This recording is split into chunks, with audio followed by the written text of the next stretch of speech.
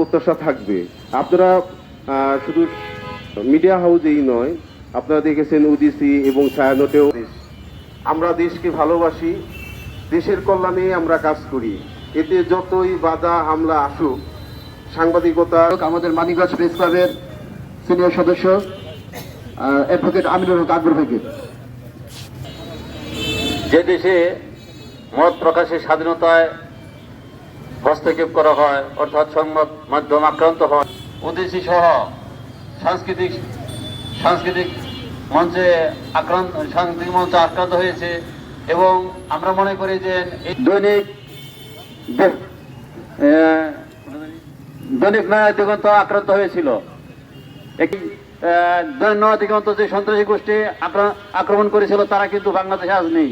কাজে আমি মনে করি যে এই আমাদের সেই সকলকে এক মঞ্চে আসার জন্য আহ্বান জানিয়ে আমি আমার সংক্ষিপ্ত বক্তব্য রাখছি।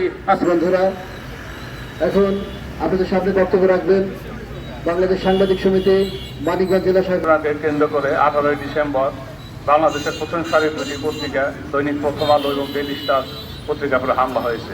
শুধু হামলাই হয়ে হামলার ঘটনা ঘটেছে। যখন যে সরকার ক্ষমতা থাকে তখনই সংবাদপত্র এবং ধন্যবাদ।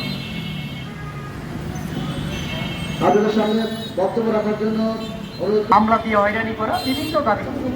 আসলে কেন এই ধরনের মামলাগুলি হয়, সাংবাদিকদের উপর অত্যাচার হয়, তার মাগুলি এই মামলাগুলি ঘটতো না।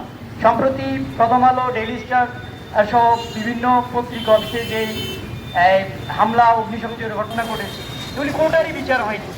আমরা চাই সুষ্ঠু বিচার এবং এই বিচার যদি হয় তাহলে সামনে এ ধরনের হামলার ঘটনা ঘটবে না। আমরা চাই প্রশাসন এগুলি বুঝুক, রাষ্ট্রের যে চতুর্থ স্তম্ভ এই সংবাদপত্র, সাংবাদিকরা, তাদের উপরে এই নির্যাতন বন্ধ করুক, এই প্রত্যাশাই করছি।